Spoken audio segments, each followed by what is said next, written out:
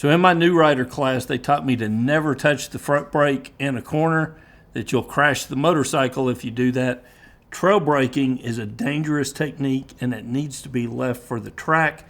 Nobody needs to get through a corner as quick as they possibly can. Don't listen to this guy. He's a brand new rider. Trail braking is much safer because it keeps that front tire planted in the ground.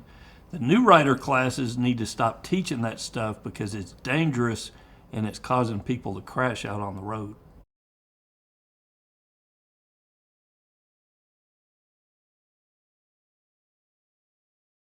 So why is there such a heated debate on how to properly negotiate a corner on a motorcycle? You got the trail braking group who says that slow look, press, and roll is unsafe, that trail braking is the only way you should get around a corner, and that the MSF needs to stop teaching it. You've got the slow look, press, and roll group that says trail braking is a track technique and you should never use it on the street. So what's the correct answer? Well, this week we'll talk about it. So before we get into this debate on slow look, press, and roll or trail braking, let me define what the two motorcycle cornering techniques are.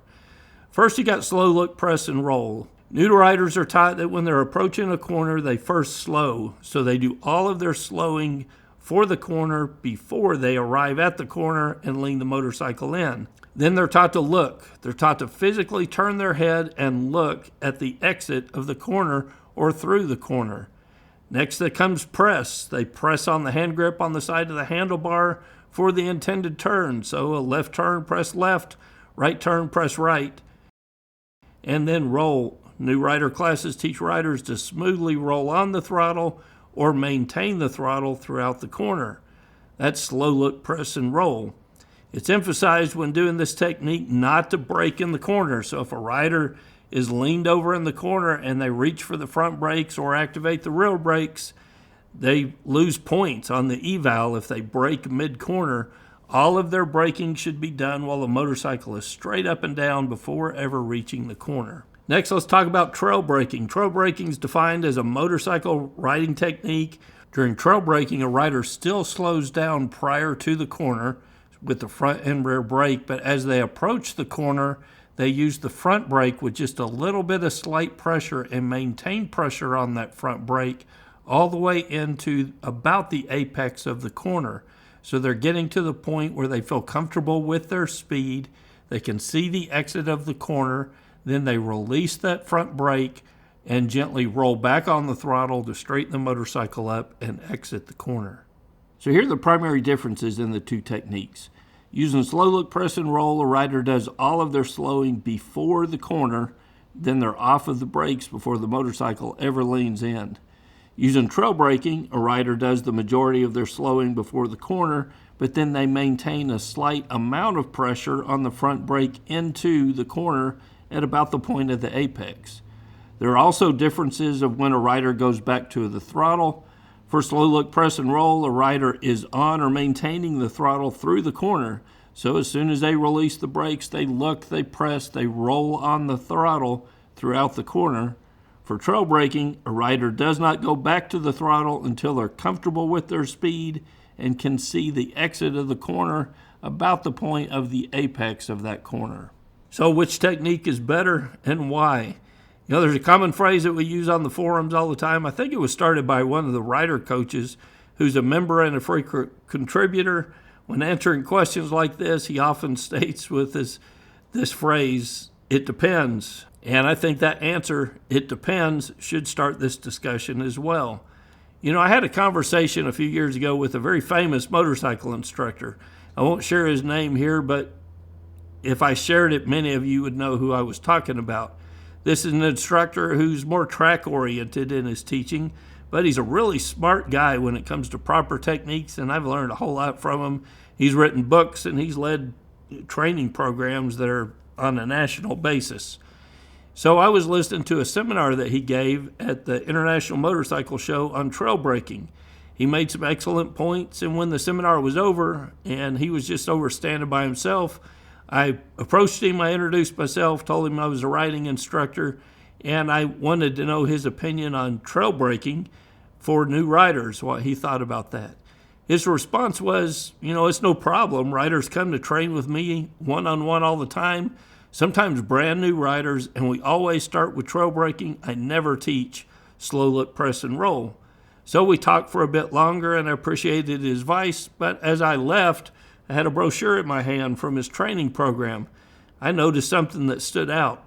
His training program cost well over $1,000 and even more if you wanted individualized coaching. An MSF class costs anywhere from $150 to $250, and that's per student for a whole group of students taking that class together. It's definitely not individualized training. And if you're a rider coach and you're watching this, you know that even in those new rider classes, there are some students who are more motivated than others. Some students truly are invested in learning to ride a motorcycle properly, and there are some who are only interested in finding the cheapest possible class that they can get into and passing so that they can get that certificate. So new rider classes do not have the luxury of a super small class size or a individualized instruction unless you choose to pay for it, and they certainly can't guarantee a highly motivated student who's willing to pay a few $1,000s to learn this stuff. So I figured out right off the bat that there was a difference between the students that he was teaching on a regular basis who are willing to pay $1,000 plus to learn this stuff and the student that's coming through an MSF class. There's simply a difference in those students. Not to mention that this instructor teaches on a closed track where getting up to speed's not an issue. New rider classes are taught on a small parking lot where the safe speed on that parking lot, when you've got multiple other riders out there, is about a max speed of 25 miles per hour. And you need to develop a little bit of speed in order to learn trail braking, in my opinion. You can't do it at 20 miles per hour, or it's much more difficult. So I still believe new rider classes are best teaching slow look, press, and roll. It works well in a training environment, and it works well for riders of all skill levels and motivation for being there, and it can be performed safely on the street. If a rider's not a speed demon, they can successfully ride for years or a lifetime using only slow look, press, and roll, and rarely, if ever, have a problem in a corner due to using the slow look, press, and roll technique correctly.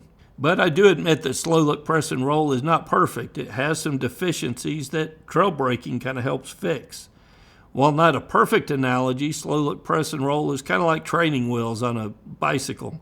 As a child, you had a bike with training wheels. They worked well to get you up and riding. They kept you stable. But at some point, those training wheels became a limitation in your ability to ride that bicycle. And it was time to pull the training wheels off. Trail braking gives us some advantages that cannot be achieved with slow look, press, and roll, and I fully believe that it should be one of the tools in a rider's belt, an experienced rider's belt. So let's say a rider's using slow look, press, and roll, and they enter a corner and a car crosses the center line. What do they have to do with the tools that are in their belt at that time? A rider using slow look, press, and roll in a corner like this would already be back on the throttle or maintaining the throttle, so the weight of the motorcycle would be on the rear tire. The forks would be extended, and the front tire has reduced traction because of that weight transfer.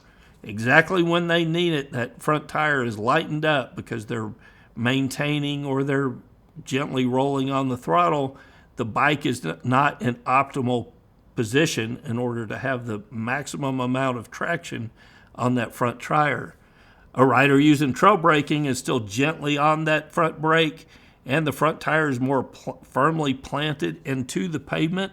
That gives them more options in order to stop or to change their trajectory through that corner, and it gives them a quicker response time to deal with the issue because the bike is already in position to handle it. So these advantages are true also of a rider who misjudges the radius of a turn or approaches a turn carrying too much speed. Trail braking gives that rider an advantage than the rider who is using slow look, press, and roll. In these situations, the advantages of trail braking become more clear. So here are some takeaways from this, in my opinion. Slow look, press, and roll. It's easier to learn for riders who have not mastered good brake and throttle control. It's a clearer teaching structure. It's easy to remember. Slow, look, press, roll. It's easy to teach. It doesn't require as much speed to teach, and it can be taught on parking lots at speeds below 25 miles per hour. Trail braking, on the other hand, it offers improved cornering precision, I believe. It provides increased front traction in the most important part of the curve. From the lean in to the apex of the curve, that front tire is still firmly planted on the pavement, so it gives you extra traction for emergency stops or line adjustments in the curve.